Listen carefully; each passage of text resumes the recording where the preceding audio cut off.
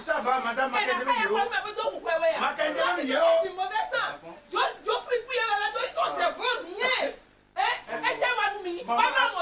Maman, attendez, merci. Chérie, il faut que Makendeme Yo. Il ne faut pas gagner. Je vous ai suivi. Comment? De quoi? Ne va pas gagner Karawanoué. On y est Karawanoué.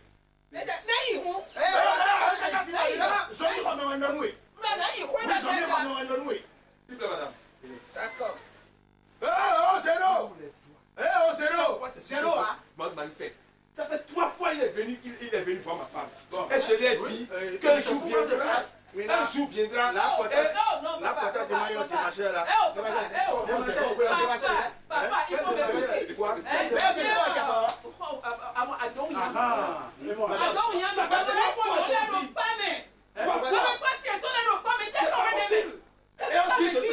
Il fait comme ça. C'est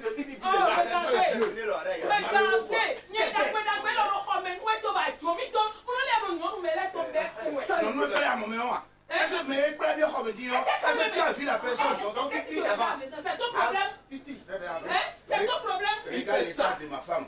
Regarde la femme que tu as. C'est son choix. Papa, c'est pas ton problème. Madame, Mais c'est ça qu'on va en train de faire. les amis, Prochainement, je vais te crever l'œil.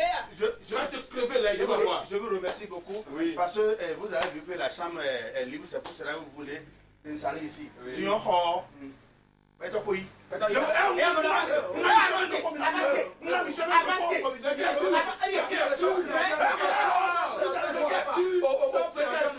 Sans préavis, je ne sors pas. Tu me donnes 3 mois. Et après, je prends tout le vestiaire. Vous avez offensé notre ami. C'est pas ce que tu m'avais dit le jour que tu étais venu louer ici. Tu dis que tu as insulté autorité, je ne sais pas, il y a aussi tout mais bon, tu n'es pas béninois. Donc je te donne 2 jours. Par la petite.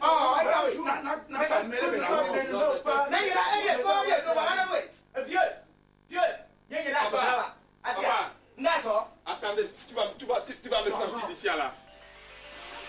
Il faut.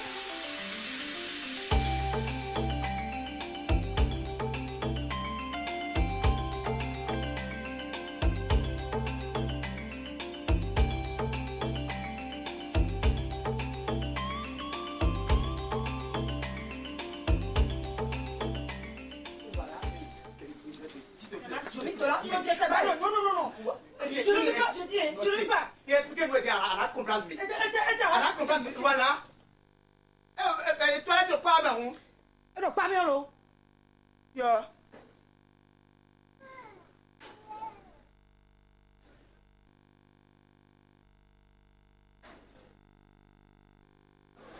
Ah, viens. Viens. On a créé. Tu as vu ce que j'ai dit? On a créé. Tu as vu ce que j'ai dit? La fois passée, tu as pris un petit poids là. Bon, nous t'avons mais pourtant, tu n'arrives pas à gérer. Alors, ben, nous, et tu coupes ça en moitié. C'est à cause de toi. Nous n'avons dit à Vilo. Tu es un enfant. Tu ne peux pas gérer les cas comme ça.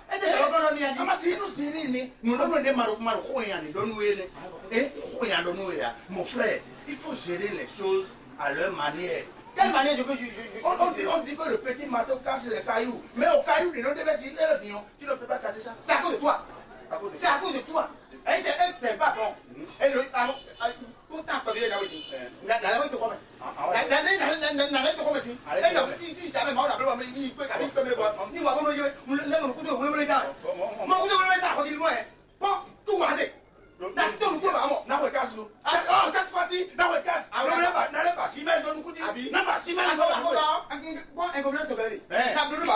on va faire un contrat de partenariat. Comment? Bon, si tu prends les pros comme ça là, tu les balances envers moi. Là, moi je vais gérer. Toi, tu ne peux pas gérer. Il y a un problème, voilà, c'est ça. Il y a un problème, voilà, c'est ça. Parce que tu as de choix, mais. C'est pas comme nous, oui, dans si ah, à tout côté, ouais. Oui, dans cadeau. À tout côté. Mais, tu as oublié. Non, bon, tu es le temps, Allez, Nathan, hein. Voisin, C'est le même problème. C'est le même problème. Mais, S'il plaît pas. De quoi? Je vous en prie, je vais me reposer. Je vous en prie, je vais me reposer. Pardon? Je vais me reposer. Je ne comprends pas. Je vais me reposer. Votre bruit est en train de me perturber. Est-ce que j'ai refusé de... Non, c'est ça que je vous dis, le bruit me perturbe. C'est sincère. Si tu veux te reposer, va te reposer chez toi. Non, j'ai loué ici et j'ai assez à cette Tu as dit chambre-là. que tu es loué. J'ai loué là. Celui Et qui j'ai a... assez. Le locataire n'a pas assez de droits comme le propriétaire. Non, Et c'est ça là que je vais montrer que vous êtes en train de déborder, vous êtes en train de rester dans même si vous me frappez maintenant, moi je ne veux rien vous dire. Parce que d'ici 2 jours maintenant, vous allez partir. Minaï, quoi, sans préavis. Moi, je n'ai jamais entendu ça. Quoi? Hein? Je n'ai jamais entendu de sortir un locataire sans préavis. Papa, tu sais que toi, ta vie me fait tellement pitié que si les autres sont en train de parler, c'est qu'il ne faut jamais mettre ta vie dedans. Parce que toi, tu as sérieux problème puisque... Attends, fais des faits dehors. Tu n'as même pas un enfant, un petit pour pousser. Mais c'est ton problème. Tu n'as même pas. Il faut savoir qu'un jour, pourquoi je vais le secourir pour que demain il me secoue aussi.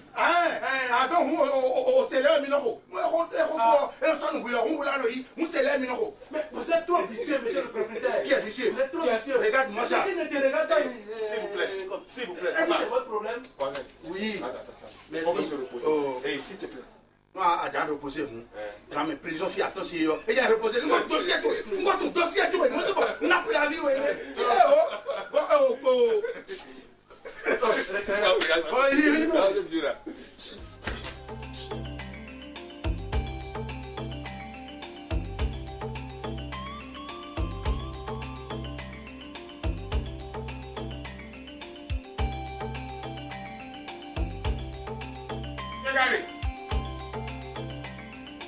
Apa? Ah, vas-y. I'm ready. Et moi, I don't wear a day. Mochio de Bosoa. Makudu, Mosoa. I thought they were your I say, Ronton. Ronton, and they are quick on me. I said to go on. Nanda. Sisi! Sisi! Right there. This is your hour.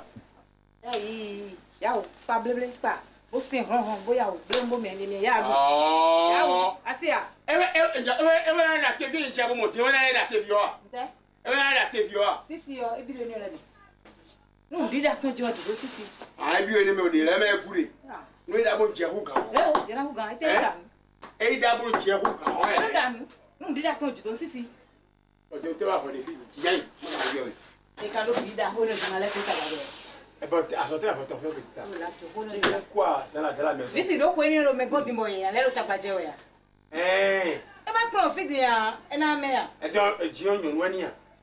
Ah? Eh yo da. Ko me wa ta na ble to la e na da ko da. No le dossier mi de fi bon no jije ba de ko fe bo ko ko dossier ji we yo. E chi yo jere ado ko fun de yo hu. Hu ya je de fi di yo am ko ya me ya.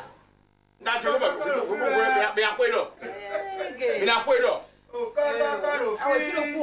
Il ne voulait pas pouvoir les mécas. S'il y a quelqu'un au coca, Tinton de mécas. au friton, il va bien. Ah! Mais Oh, yeah! Quoi bon? Yo. Au friton.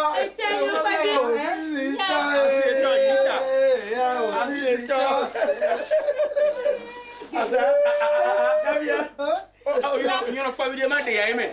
Chakala no kweji. You know ko ko go chakala. Eddie Messi. Eddie Messi retenete. Yeah, we get. I know fear. I know fear. Yeah, Aïe. Yo. Ça y a ton. Hein?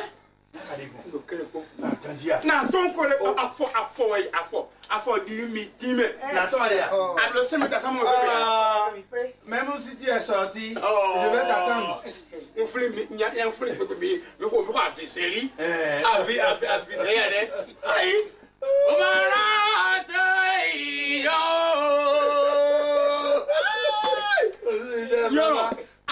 Tu me rappelles des passés. Tu sais que la chanson, tu sais que c'est le grand-papa de mon père qui chante. Oui, c'est ça. C'est un grand vedette. Donc, on doit aller dans Haroboma et dans Zinkoroboma dans Harodia. Au déguisement, il a mis un black bouton. À compter les femmes. Mami, photo d'or. Il y avait une question sur Rasson, c'est le mauvais, c'est le Rasson bleu. I don't know.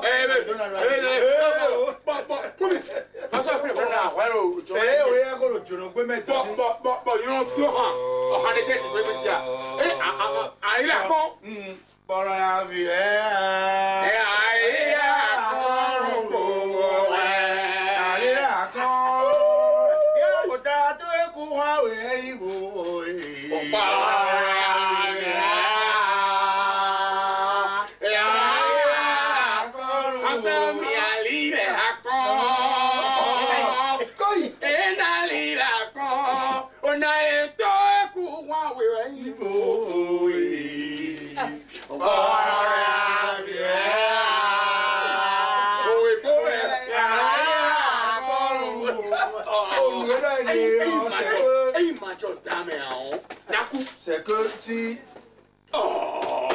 c'est que Nagbo Joe monte pour moi.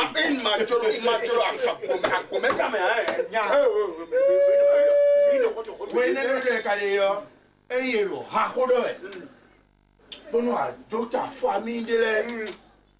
c'est que famille de l'air. Si on parle de chansons, la chanson, ils sont premiers. Comment ça va? Oh, si je suis venu ici, naïvement confité. Et de deux, je parle de ta soeur. Ah, c'est sa soeur. Non, bon, mais nous rien. À moi, non! À moi, il y en a des houilles, et des houilles. Et des houilles, il y a un produit d'or. Il y en a qu'un démenoué. La fois passée, je tenais, comment on appelle, discussion avec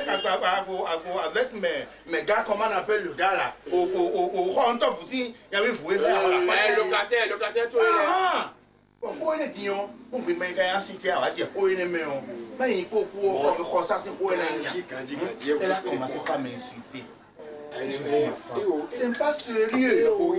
Ben, fais dire, nos victoires, nous sommes à l'endroit de nier, nous sommes à l'endroit de nier. Et là, son dédit.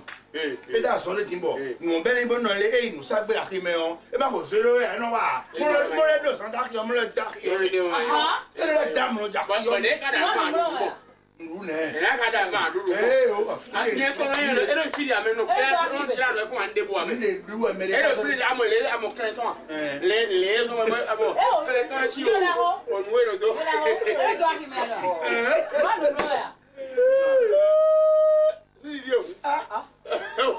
Si. Il y avait Wadje, film à Boy. Oh, si. Ça va? Eh, oh, tu as un bagaleto. Eh? Tu as des gars, oui. Aïe, Gabola.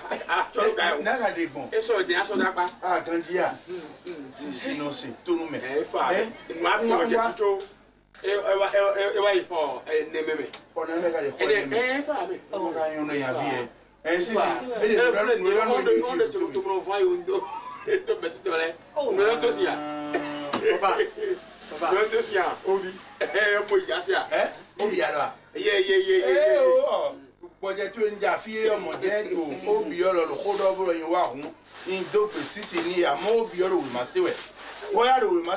pas sérieux ce que tu es en train de faire.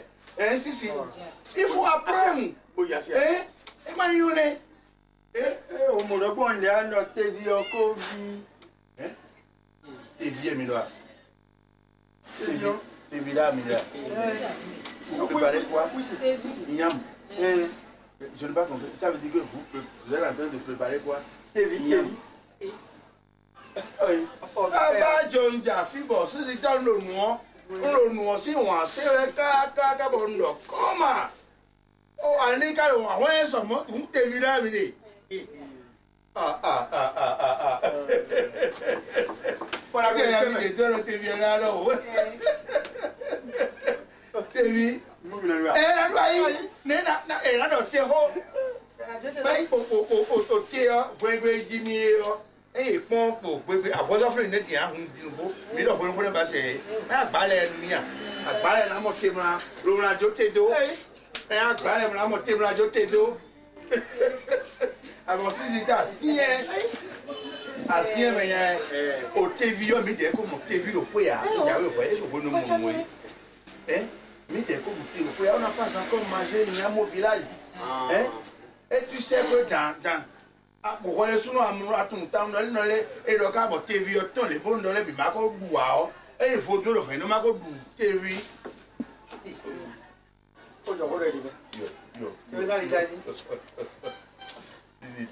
Vraiment, une tour de visée non blague, mais et quoi, on va faire la liste de ministère, TV, il y a des soins de beau. Aussi, si, dans la classe, il y a vie. Ça c'est du yam ça. Aïe.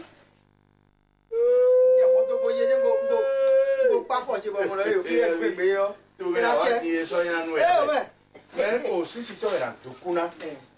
Donc, et bleu me dit bon, et on a si ton mêlé, à comprendre bien.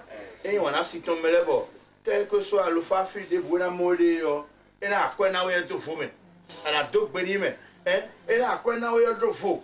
Moje kama wewe leo na mbloko bana dumweyo ai hata no khotome amwache kana chenu khana kwe ça c'est bien khana kwe envie kundi la boya me asea kundi la boya David oh mas blo juno me fi oh c'est non yane te die me il y a un gars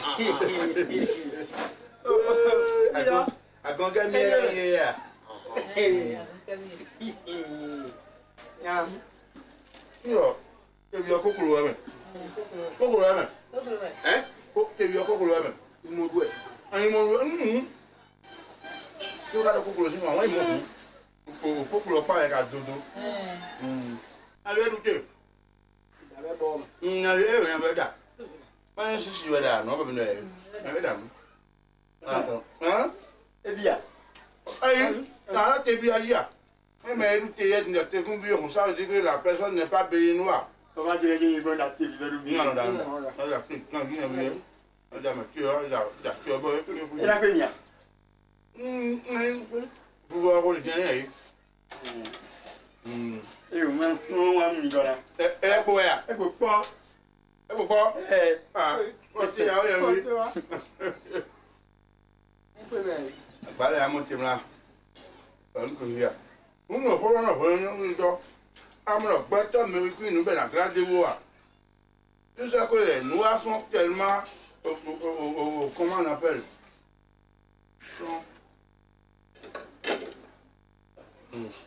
Télépotant. Si grand chenu ya wi fija yin asia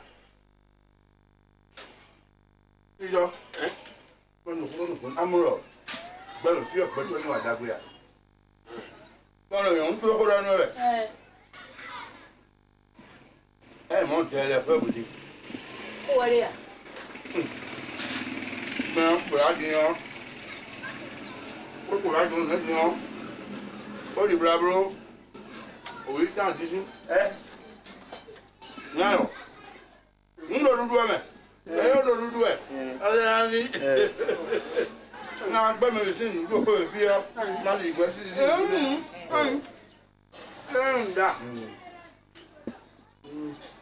Allez, et donc, et mais regardez, ça, mais quand on comprend, là, on ne peut pas. La vie des moins quand vous êtes tout comme vous. là nous ouais. Tu sais que au tâche elle a osé je me dis que je suis un vieux.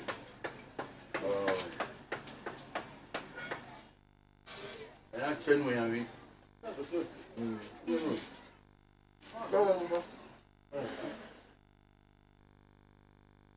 Il doit te prendre même. Oui, elle a fumé. Elle est là. Aïe, au quoi pas de côté pas ici. Ah ouais, on tombe même. Eh, on va aussi. Oyo kwa matu na afunkun je mi o wa. Afunfun bro mi pa san pe de afo enu fun meme. Mi de pa ya. Mana fun mi pa o. Mi de pa na ya. Ni ga na wa mi na. Abo je yin. Na bi ope. Ami ya. Na bi ope. O ya bi to ko no le Roberto. Asito ma jivia. Ah, jivia. Asito jivia. Owe do nu bono na ni je fa foto ka bo ipun lo yo ko ene mi la lo pe me fi wiri e ko si to wiri e mi la lo pe me fi ka bo yo po ni amo ko bo jivia di ni le suna so no ku te ka ba ipon ale ko no pon sa ho to mo lo di han ele a do fi na pon fi bona di han na be gbe na do mi o ni a vi o mai o sa ki te ton o bien hewana O sisi. Bien ça qui ton wana Me le faut tabaje je wa. ça qui oui ton o so mo ya ben so mo ya ça qui yo oui Abati wa. agbade yo yin fiton ha agbade man ben to yo po to ma jifia na fo pe ba agbade pere fo ma ran so joni ya na ngo nka akwe e ga yin wa so nu la mo ndo so ngbo so nu te ton na so joni be awu ni be na dadu o ça qui oui te ton fiton e parce que asi to no gonu asiwe wa ko e do do le e ho me ulidi no wa nu ha we ko ulidi no wa ha we e ça qui e lo ton ba mo yo te ton to sunza go to e de me asunza e ne sunza se go to e de me bon ha be na no da no ba na no nu mo fura fo go mi die o ko gbonu mi mo na masin ko gbonu fi e mo ala pe no kun te o ba na da ni be na nu o ça qui te ton e o ven mi wo nu bi ase lo le ya e no gbo du wan ndu no wa na ka to tun ne yo no gbo un ko hon su kwegwe koto Amasi ala fi. e le we fi hon su kwegwe koto e ni nu bero ni se bero ko mo ko gbonu fi mo o so bon ti an do yan to be ti an do nu me be go mi se dia e le kuna na bi ko fi sisi o kade Sisi. o sisi You know to we mbe. wa wana ndewe ya vie ya oh c'est tout on va faire des mains au TV d'abord nous c'est tout faut écouter ce que ton papa est en train de te dire sinon c'est pas sérieux hein on a une vie dans le fil au bord nous les deux tout est au binaglo et non moi dans cette deux c'est dans cette deux c'est quoi la zéro nous ah c'est bien c'est hier oh quoi va logarier aloko ne c'est pas aloko ça fais bien balezi Kutu hewa. Ka je don jiko sa na kan biya. eh je don jiko ya quoi va logawa mi o fi ya Mi ba ya. ai O mia. ne Mia c'est pas ouais e mi a fi na de di ame nwe o khalu le nwe no wa yo bi me no sale tu nwe no wa yo ai bo o ni ngana so a Mi ba mo zo. ah so ah e o de na hala c'est donc e amo le ki e o e ye se ton de la to po vinu po me bonu e je de twitter o pe sa wa ha ku gbe de ya ei ona bi o gbe si jo e na chenu ya bi so mi chen kon so mi si jo na chenu Ena chero me. Sino. Awo. Mi do. You know baby. E da bo si a. unu e donu ende yo owuli boni o ka da masi o boni nu asia e ye fosu go do opo won o e asi e pe po ndobe ro po na para wa nu asia ohun e je me o si to Who and don't women? I saw your mamma, do you do? I cannot tell me. Lay me or can't do it, my home, but I can't do me. Eh, Miss here. Or say, don't want them. I say, my son, people of me, meet you. And no people like a boom. I don't me. And you can eat do it. Eh? You know, bloody. TC.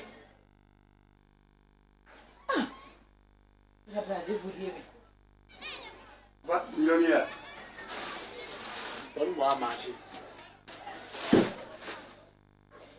Je dis donne-moi à manger.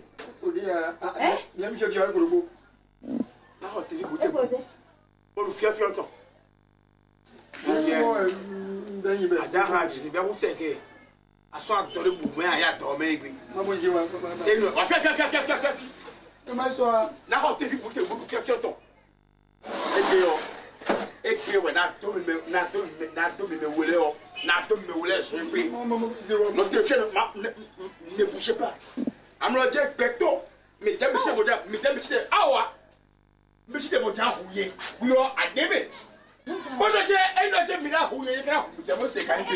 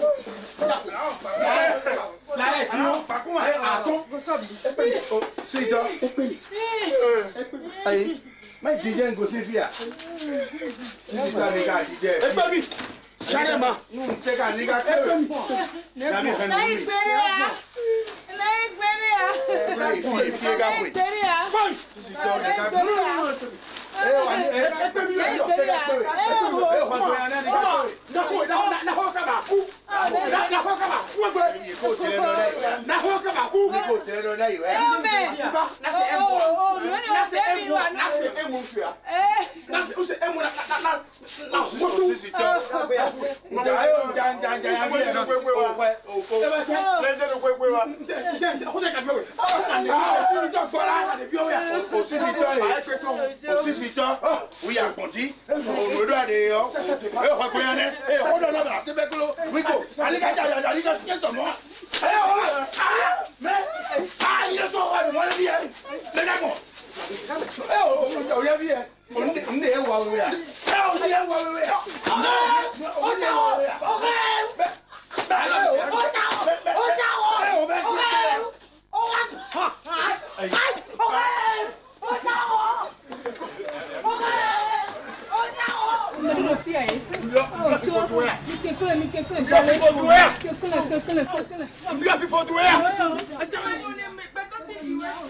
Ça finit?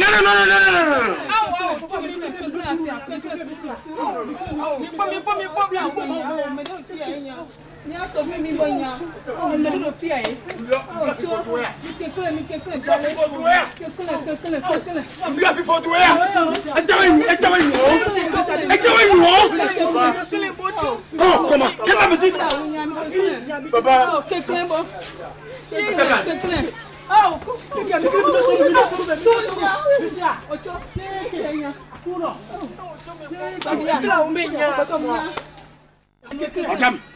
Madame, non, madame, avec la commande. Avec la commande.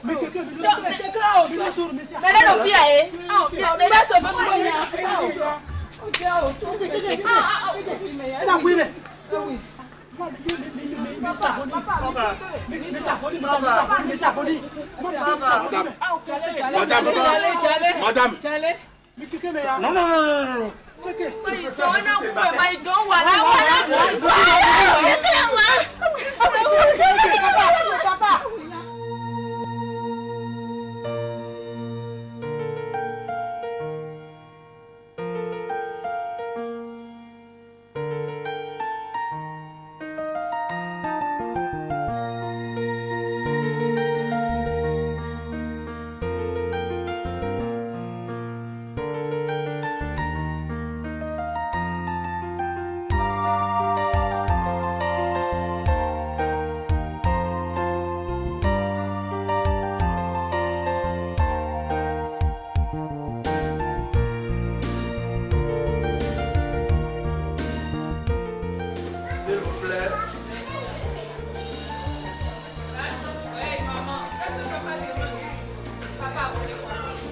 tout ce que vous avez là.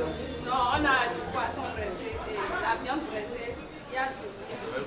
La viande braisée assaisonnée. Et tu veux la bière d'abord? La bière. Où ça la papa? Oui, allez-y, merci.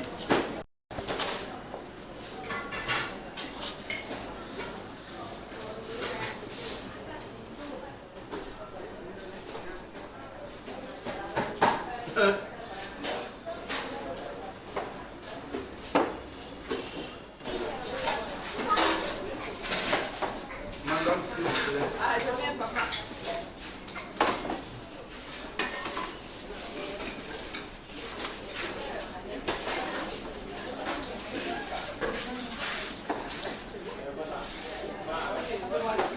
Je veux la pâte là encore.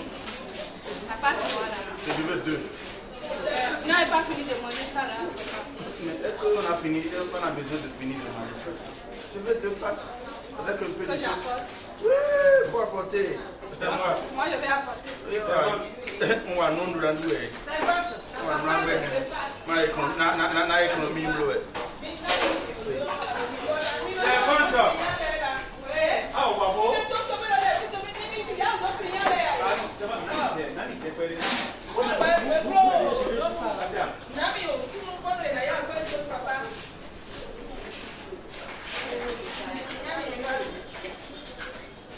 Papa, c'est encore la pâte.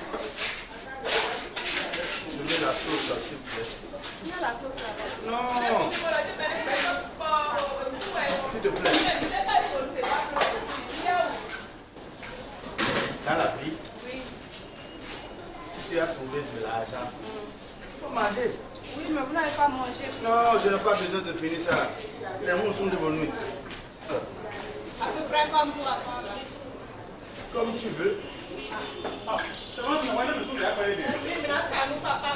Ah. Quelle sauce de sauce? Les gens ont pris le jour quoi. On prend le jour. Il a pas aidé. Oh. Quelle sauce il demande? Sauce. Maya. Viens. Oh, oui, oh.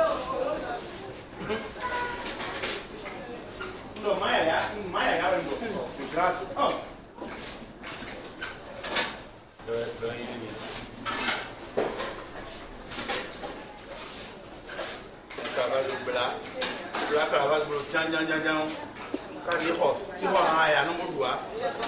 C'est ça. Voilà, petit encore. Merci. Non, laisse ça. Je laisse. Non, laisse ça. Laisse ça.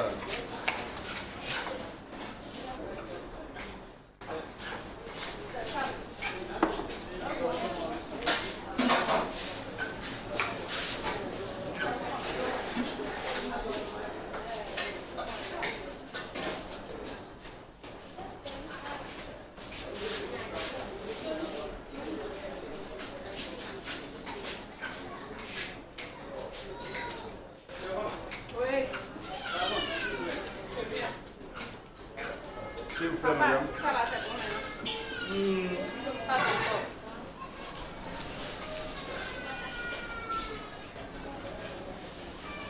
Vous avez la bière. C'est la bière, ça, papa. Il y en a encore. On peut ouvrir ça là. Vous n'avez pas terminé ça là. Quoi? Vous n'avez pas terminé Ça, ça là. non, il faut ouvrir ça là. Papa, vous êtes gentil quand même. Tu sais, à mon coin, mon gourmet. Ma tia a collé sur le monde. C'est bon, toi. Mais elle me bien ma ouna. À quoi me bien ma ouna? Mais il y a tout un bois comme il y a. Mais la pauvreté. C'est bon, toi. Papa,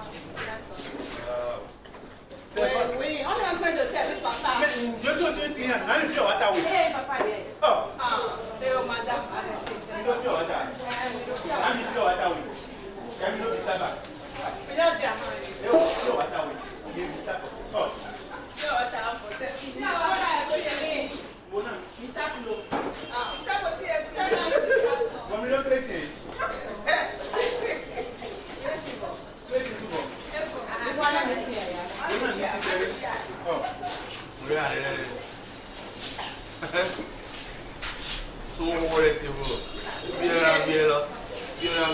Moi, je remercie mon Dieu. Hein. Je remercie tellement mon Dieu. Parce que, s'il vous plaît, madame. Oui, attendez, papa m'appelle. Est-ce que vous avez du poulet? Oui, papa. Poulet avec du riz? Du poulet braisé avec du riz, du piment et les ingrédients. Pourquoi m'a vous servi nous? C'est moi ça. Et tout ça, ça reste là. Non. Viens. Papa. Je ne suis pas comme les autres. Comprends bien. Dieu m'aime. Et j'aime Dieu aussi. Non, c'est que c'est comme ça qu'il faut être dans la vie. Il faut dépenser pour être des estomacs. À Canada, dans la canouille. Mamlo, il met les leurs mots. On nous les. Tu vois, on va non. Papa, j'arrive. Poulet. Soupe, madame. Attendez. Poulet.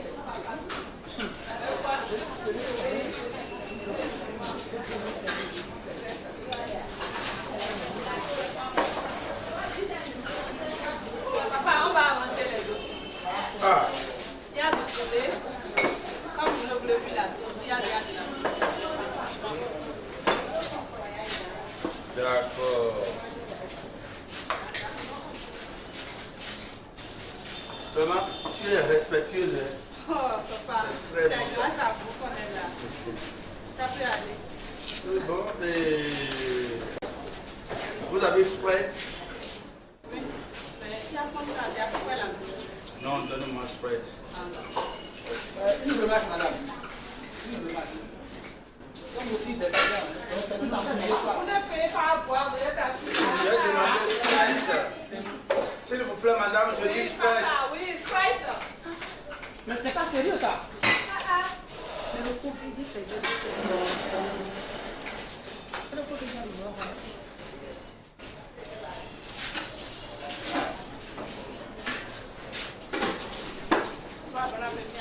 Merci.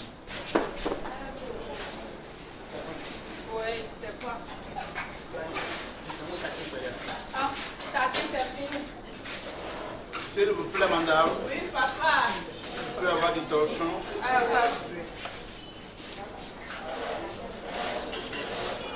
Maman, nous allons taquer. Taki, on fait un premier. Taquer moi. Taki, on va vivre.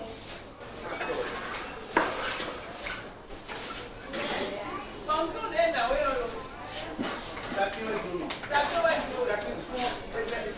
Taki, quoi, lui, un même papa.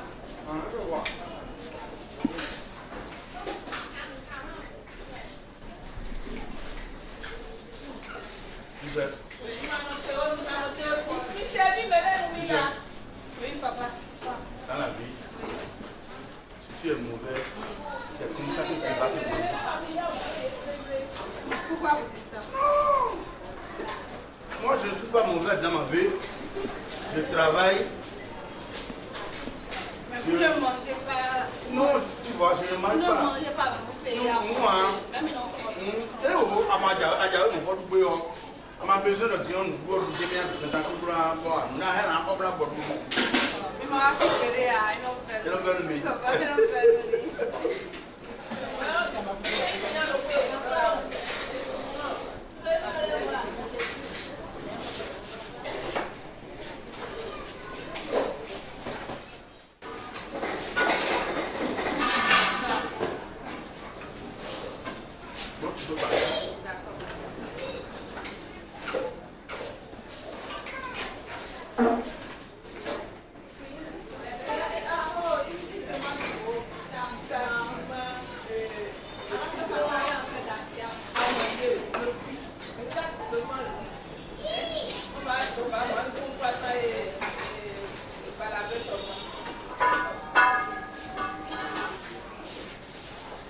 Servante, Papa, vous voulez quelque chose?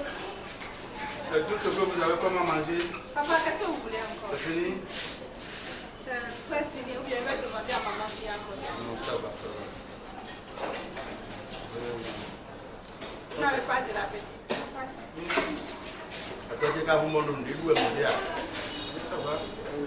Je peux avoir du savon, s'il vous plaît.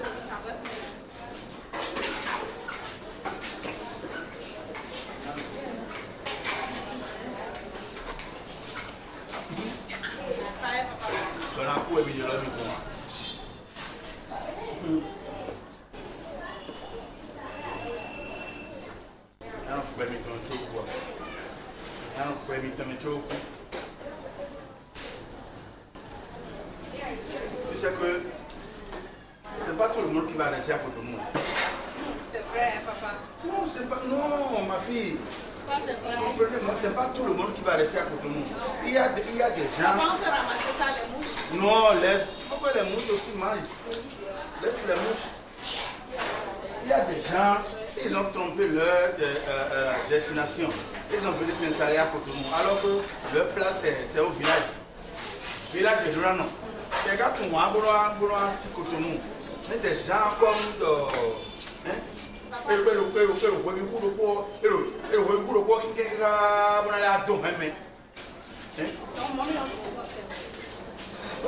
chez vous aussi, il n'y a pas assez de manger. Hein. Il y a des endroits que je prends pommes de terre, pommes frites. C'est que tout ce qu'on appelle manger.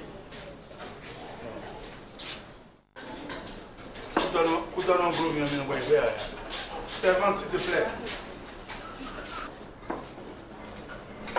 Ça fait... Tu as compté tous les boissons?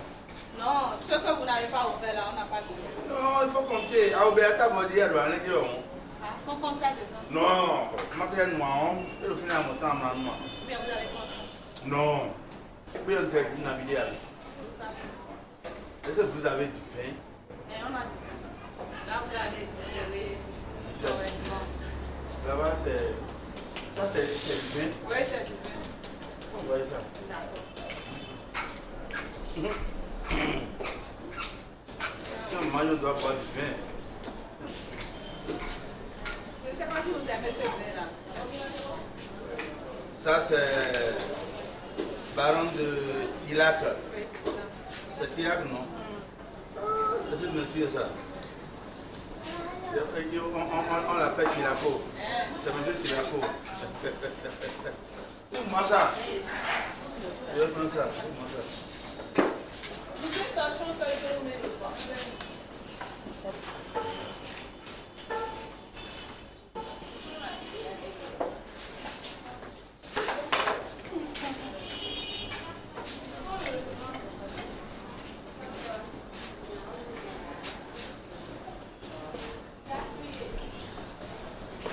Elle demande pas que mouchoir, elle pas demander tonton. Oh. C'est à votre goût.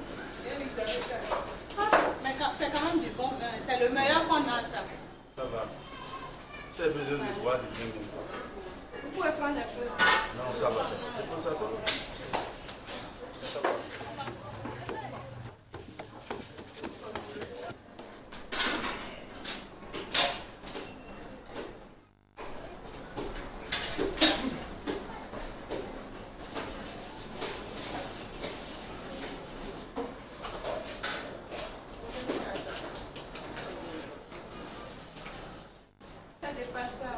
Non, ça va, ça va.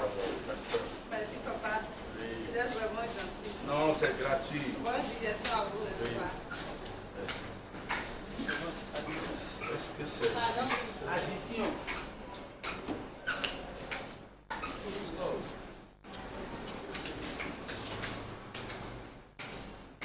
Madame, je vais faire l'addition. Ça fait 950. Hein? 950. C'est ventre.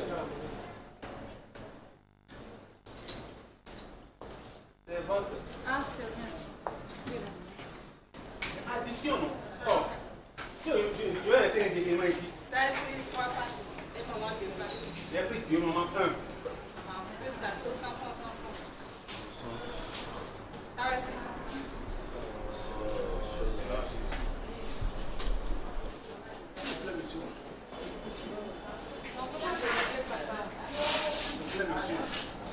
Pardon, vous me parlez. Je vous reçois faiblement, monsieur Souffle. Mais ça vous gêne 12 ans. Voilà. De grâce, ça vous gêne. Bien sûr. Ça veut dire que ma cigarette vous gêne. Bien sûr que oui. S'il vous plaît, papa. Là, nous sommes dans un endroit public. C'est pas sérieux. On mange. Ça vous gêne. Oui, ça vous gêne. Mais si ça vous gêne, vous pouvez vous reposer. Vous avez déjà fini votre repas, mais allez-vous-en. Mais nous, nous, il faut ménager. Nous n'avons pas encore dit que nous avons fini. On n'a pas dit qu'on a fini. Regarde, la preuve, moi j'ai encore ma sauce dedans. Non, je sais ce que tu es en train de faire. Oh, monsieur. Qu'est-ce que ça veut dire? C'est pas sérieux. Qu'est-ce que c'est pas sérieux? Je dis, tu ne peux pas allumer ta cigarette ici. Quand même. Nous, qu'est-ce que ça veut dire?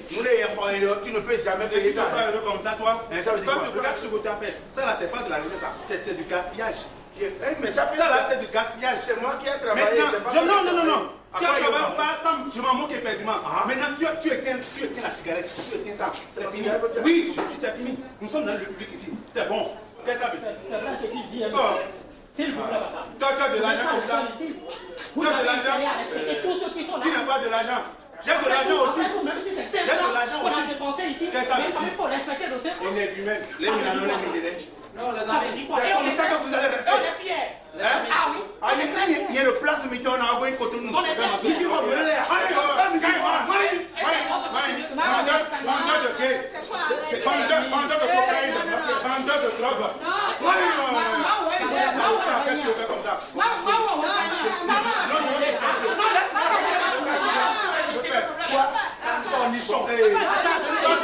Toi, tu as de l'argent. Tu as de l'argent. Tu es maudit devant Dieu. Tu es maudit. Tes enfants sont maudits. Tu es maudit. Toi aussi, tu es maudit. Parce que tu es incapable de manger ta faim même. On s'en dit que... Attendez là. Papa, je voudrais vous demander une chose. Allez-y, demandez-moi. Vous avez des enfants? Quoi? Est-ce que vous avez des enfants? C'est impuissant, Mais attendez! Papa, j'ai- répondez juste à ma question. J'ai plein des enfants et mes enfants mangent comme moi. Ils sont déjà âgés. Oui, La situation est bonne. Est-ce que toi, tu as Attends, il a des enfants âgés, donc essayez d'aller vous faire interner. Dites à vos enfants de vous faire prendre des soins. Tu vas bien riche. Tu vas bien riche. Calme-toi. Mais est-ce que toi tu peux payer les manger comme ça si on vous les... C'est du gaspillage. Écoute, tu as vu ce que tu viens de faire? Oui. Tu es déjà âgé. Tu comprends? Tu es déjà âgé. Ton âge dépasse tous ceux qui sont ici là maintenant. Tu comprends un peu? Mais ce que tu viens de faire ici là, on appelle ça gaspillage. Non seulement tu as gaspillé de l'argent, et tu as encore insulté les autres qui n'en possédaient pas assez. C'est pas bon. C'est que quitte ici maintenant, vraiment je t'implore. Va à l'église, priez Dieu, prie de pardon, c'est très important. Mais où est-ce qu'il a pu trouver? Où est-ce qu'il a pu trouver C'est très de l'argent important. pour gaz? Tu as trouvé de l'argent, le bon Dieu t'a donné de l'argent, mais tu as fait de n'importe quoi. Il n'a pas de l'argent, mon frère. Il a les volets. S'il te punit pour Frère, cette je fois-ci. vais te dire que toutes les paroles qui sortent dans ma bouche, c'est envoyé par Dieu. Donc c'est Dieu qui m'a dit de te dire que tu es maudit. Tu es fou. Et si jamais tu m'as forcé encore, je vais te frapper. Non, Non, laisse-moi. non. Si tu m'as forcé encore, je vais te frapper. Va frapper ton père à la maison. Jusqu'à mon frère. Va frapper ton père à la maison. Non, calme. Je vais le frapper.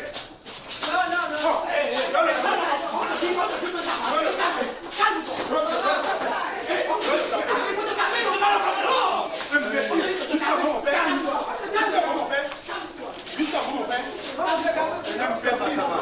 Non, il y a le temps là pour moi. Il y a le temps là. Il y a mes enfants qui sont âgés plus que toi. Et il faut savoir que... Bon, tu as pas tu es maudit. Je te regarderai. Tu es un balance, ça. Salopard. Ce n'est pas une peine de vous Vendeur de drogue. Vendeur de cocaïne. Espèce de Imbécile. Caille vieux. Imbécile. Viens.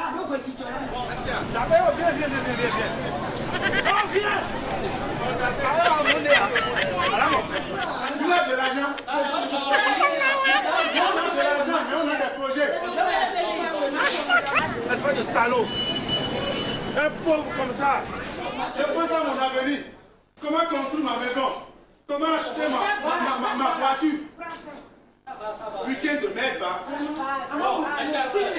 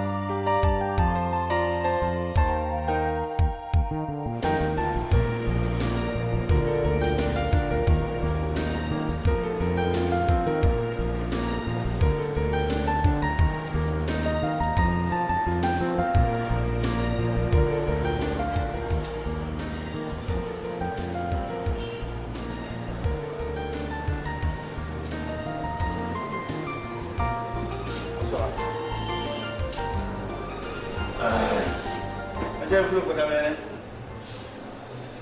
Ok, non. Eh bien, ça va.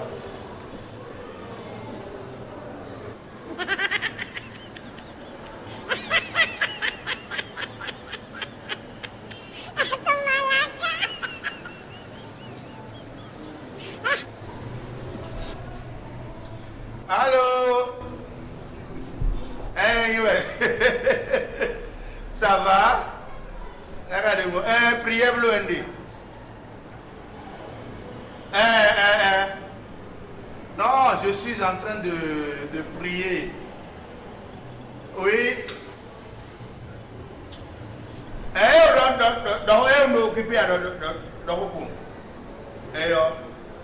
On a fait des prières dans les gars.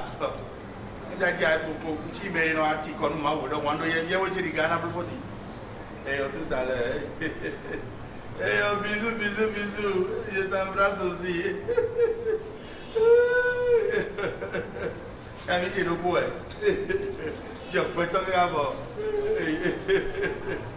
C'est un frère à moi.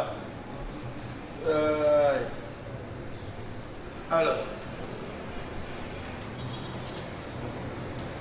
Prière que ton couille, tu l'as qu'elle est là. Le cours est auquel tu viens de me il a signé ça. Il a voulu faire un autre tabac dans mon business. Ça s'appelait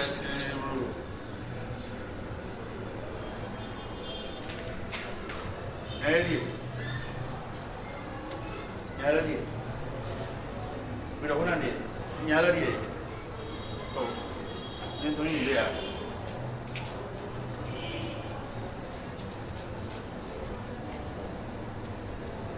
Et voici. C'est pas grave, voici. Maria, non, mais. Oui, mais Jésus, non, mais. Becteur d'Agbélé, a dit Jésus, nous voilà, nous n'avons pas dans l'air. Oui, mais sortez, mais ça, il doit m'auto pas. L'homme, il doit me becteur ici, l'homme, il doit nous m'auer. Oui, mais non, pas tête d'eau. Nous nous l'avons dit. Mais le dos, on a comme le dit. Becteur, Maria, Jésus, sinon. Quand on a dit tout, il y a ma faute, il s'est dit Jésus. Et dans l'autre métier, quand on a dit les couleurs de son antiwé, que nous dokuni, après nous dokunu, parce que à l'homme bonti, il y a un autre cloton, nous venons là dans moi. Ablo no mama do tu non na wa mam no le nous va prier blo pédé je prie tous les jours. Je ne suis pas comme les pécheurs. On nous est dans nous endea clou no quoi dire tofie. On y a des temps Maria ça reconnaître dans bien. Est-ce que tu la reconnais parfaitement? Mais il y a vie et Sophie ton. Au se rendre à ce qui dit oh. Donc, ben, les bébés, ciao, parce qu'il est loin à dire. Alors, ça reconnaît tout le temps. Mais non, il a au groupe, on a ma sorte, on ne peut voir. Ben, toi, là, ils n'ont pas besoin de route, de route, mais là, il faut ça fait des bimons, de nous redonner. Mais il ne voulait pas dire la vérité. Mais il y a tout le côté, on dit, à quoi Jésus-Christ au fil, pour le mauton. Attends, vous, si c'est mauton, mais il y a pas qu'à être tout dit que les acquittés nous contrôlent.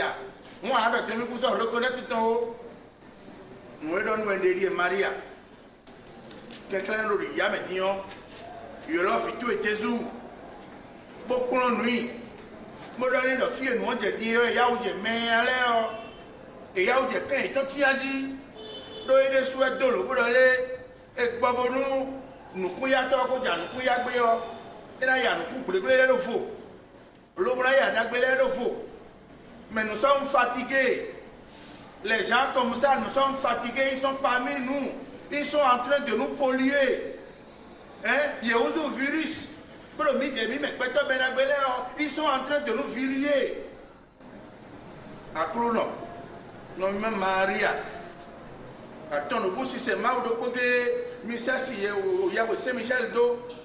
bon il y a des temps et va beaucoup temps si mêler mais le frère dit nous blabla bien sauver à 6 ans et la 6 ans quoi mais et le fit la quoi mais à ça mais et la tout déjà de faux et la tout déjà de faux et la c'est comment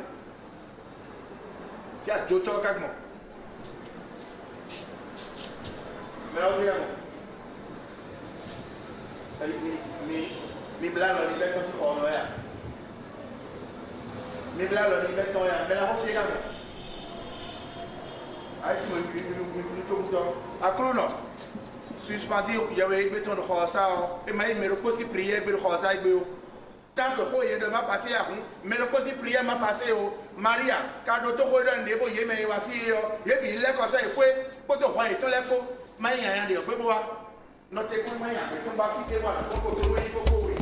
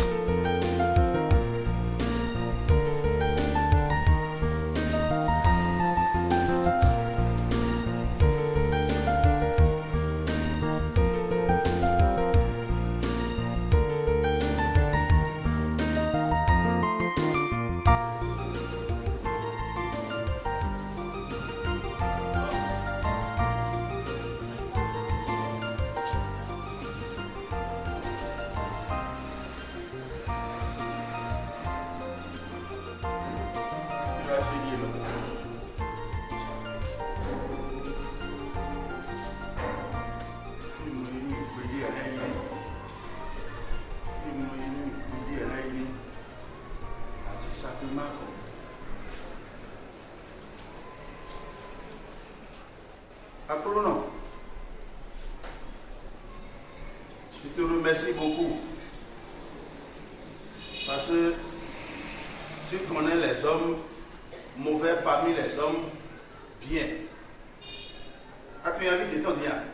Milo Mike Horo Tombango d'Offo avec ta force non boy. Peut-être qu'on a Dieu mis de moi sans chrono. Window et à chrono, il faut pour moi. Il va vous individuer d'après la gueule en quoi. As-tu envie de t'en dire? Maman, il blague avec Bédou Macron. A Joe à la Joto. A Fasouko, nous blabla, dossier Tobabos, et un vieux à la moi. A chrono à tout.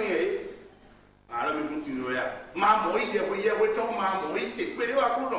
La galette, un dossier de bêta, datapoto, bêta pour moi, il y a pas posé. Il y a un vieux là, pour pédé à Kouno. Même tout le monde a tout mis, mais il met la belée à tout, mais à la main.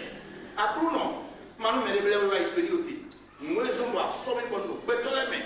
ma yi tiro te bono ime be to te to le lo ijo ime ma mo iya wo akuno no me ma mo iya wo to se gbede o te to ndo no akuno awon ale ti ton ma mo iya wo to se gbede o parce nu lo gbe to yen ba we ajaka to aganu ato membru ma ya ba bo se nya e lo wo na mo a e lo gbe to no résumé la résumé même la du ama on tun lo le ndo ma wa jalo no do ko na no kuyo ina jama e me wa nya wa to leji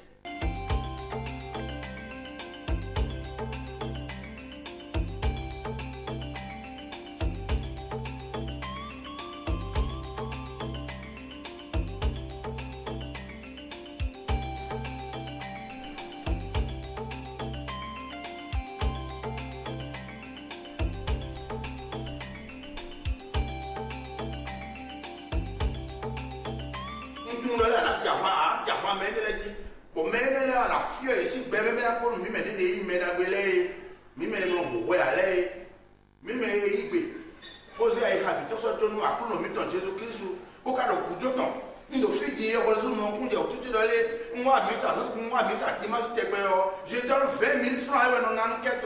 Il y a le cas de fille à quoi on a pas au point néa. Regardez, après non, il faut qu'on aille où est. Fiez qu'à nous. Le oui à nous. Fiez qu'à nous. Fiez qu'à nous. Mon fils on relève. Mais yes c'est non. Tu vas moi na ni pédé à. Fiez qu'à nous.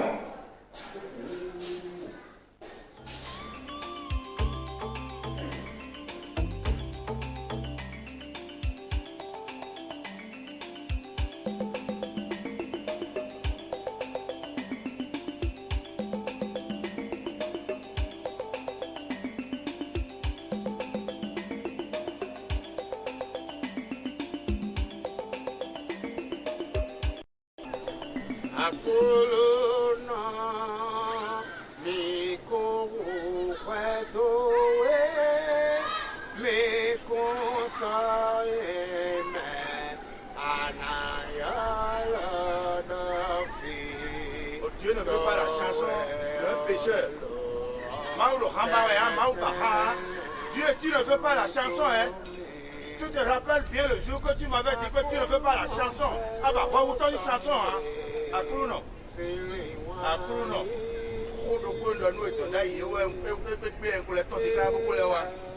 Nous donnons un dé, on y a vu des temps et on nous donne. C'est que si tu ne veux pas que nous que tu as choisis, nous les hommes que tu as choisis, comme ton fils, si tu ne veux pas que nous t'adorons encore, on va te laisser. Voilà. Elle accompagne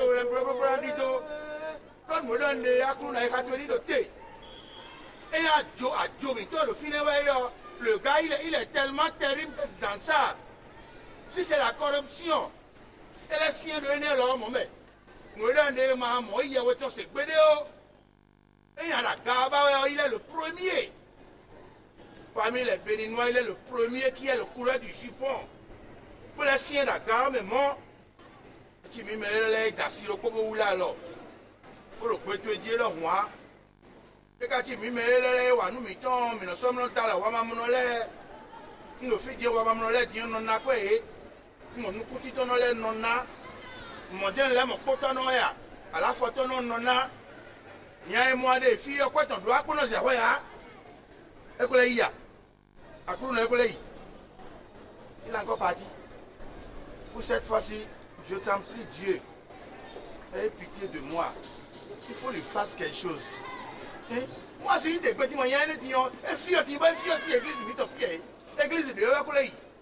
Pendant que vous écoutez, quand on se voit qu'on va à l'église, mais pour cette fois-ci, et vous le soir, pour nous faire des frères, pour nous faire des frères, pour nous faire des mamans, pour nous faire des frères, pour nous faire des filles à son pot, pour nous faire des bois, des frères, pour nous faire des frères, pour nous faire des frères, pour nous faire des frères.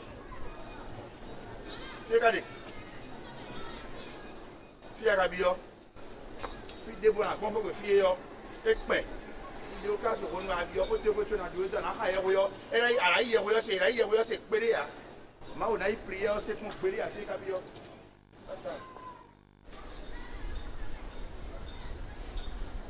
ah toi tu le vois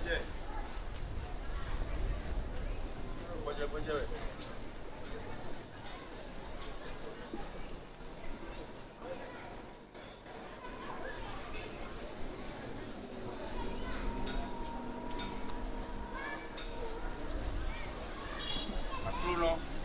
Akruno eno tia ken kwa utole mu ya dosito asita ga ta joto nbruma no le yo akruno Boje ya Ogbeto e karo ko cha ro kona egbeto kana Boje ai aro Boje ro kwa mesugo esugo nu e nno gudo ka bobo imo fufoto e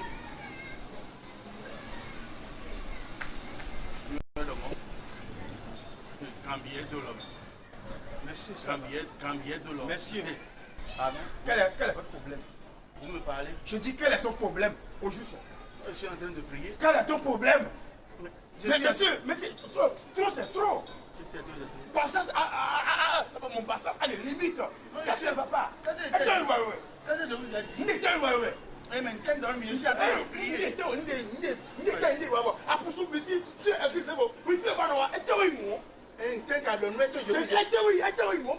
alors là, est-ce que je vous ai parlé? Monsieur, sortez. Mais est-ce que je vous ai parlé? Monsieur, sortez. Ma sortez, mais sortez. Il me l'a sorti. Oh, monsieur, sortez. Est-ce que c'est chez toi ici? Tu es là pour te chez moi. C'est chez toi. Akuluna. Tu es maudit. Akuluna. Non, tu es maudit. Qui est maudit? Maman, je suis passé. C'est moi qui est maudit. Tu es maudit. Alors tu es en train de maudire Dieu comme Dieu. Tu es vraiment maudit. Tu es un grand pécheur du monde. À zéro. À quoi on se met à zéro Isaïe de hier. Et à zéro Isaïe de hier. Mais Akuluna, mais là, Akuluna, oui, des soins. Monsieur, quoi? Hein? Mais en demandant qui m'a connu. Mais de quoi bito? Mais en autre famille tout le monde. De quoi? Il y a de quoi vous donner. Il y a de quoi vous donner. Je n'aime pas ça. Donne-nous Maou. Je n'aime pas ça. Donne-nous Maou. Donne-nous Maou. C'est fini. Non, c'est fini. Attends, donne-nous Maou. C'est fini. Seigneur. Akuluna. C'est le père mea. Nous aider. Nous assis. Dieu de belles hommes. Boy. Bon oui, c'est quoi bon assis la pâture de mina. Bon. Allez sommet. Ah.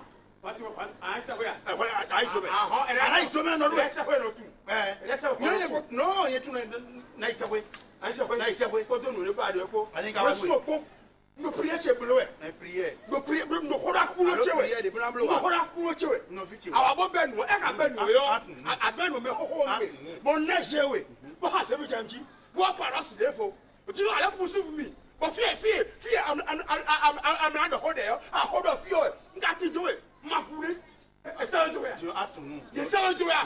mon frère, les gars, c'est un démon, c'est un démon. Écoute-moi. Condition. Alors mieux, il y a voilà, il y a le tour de fier en ville.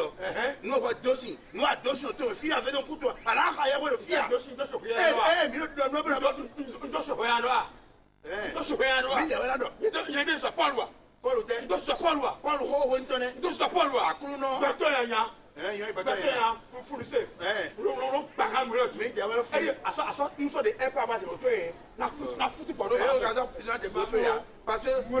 devons empêcher de prier, il y a 3 jours, mais en livré, combat bleu, combat était donc, non livré combat, alors combat de blanc bleu, mais il y avait là, il m'a blanc bleu, mais si prier il est vite, mais il y a quoi là, à tout le monde Salomé, donc nous obligons à n'avoir, à Salomé,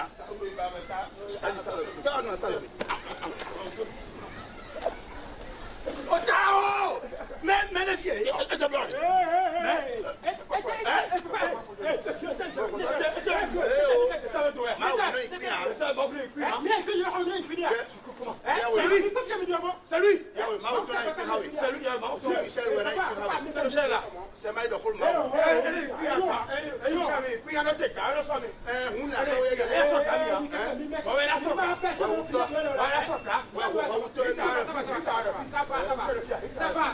pécheur. Ça va. C'est comme ça que tu vas mourir dans le péché. C'est comme ça que tu vas mourir dans le péché.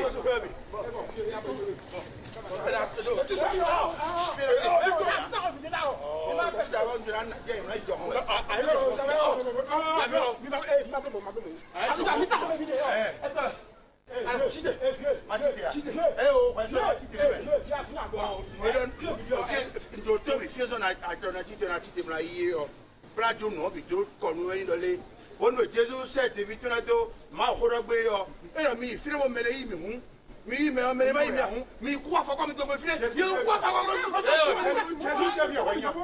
Jésus devient rien devient rien apporte rien apporte yo cha mi cha lo ben pie cha asi yo we to kwa ano kwa to ya no ya lo bo ga cha ben ya pie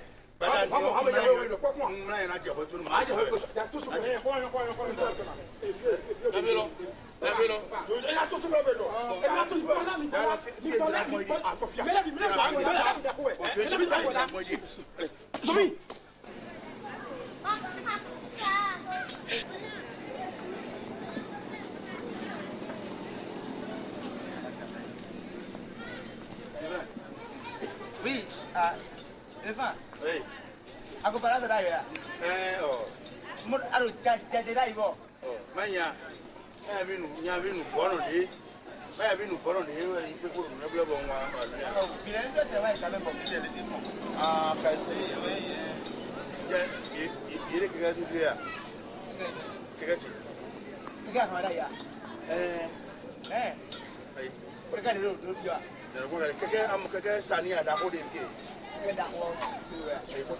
Mamu, mkale keke da ho de do fi amon fi.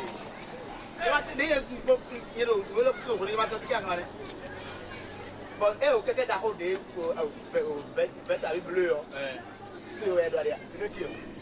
Ya bi we le ko fi, ya bi we le te ko. Be na lo tu be come.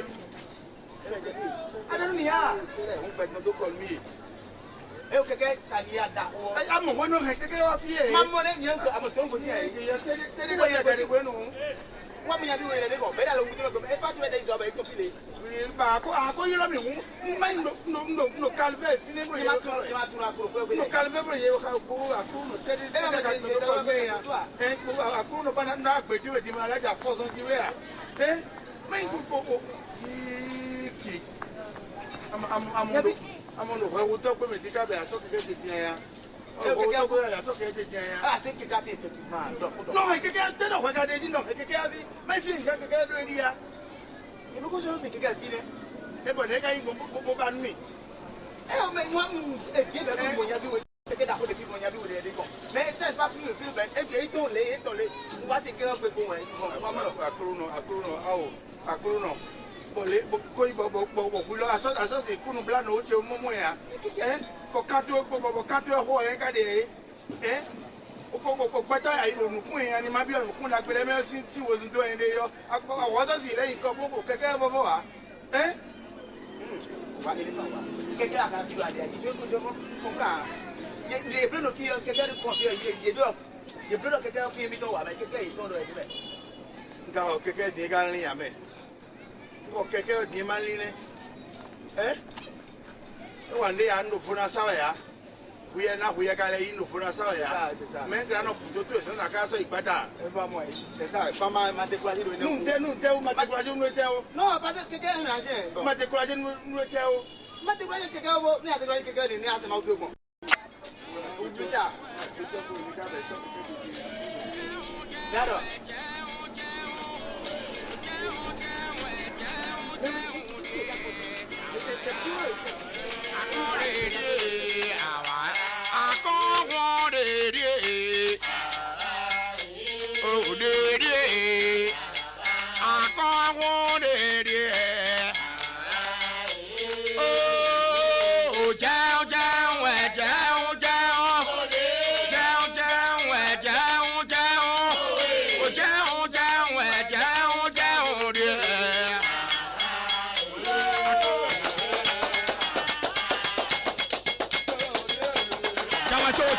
Jawato.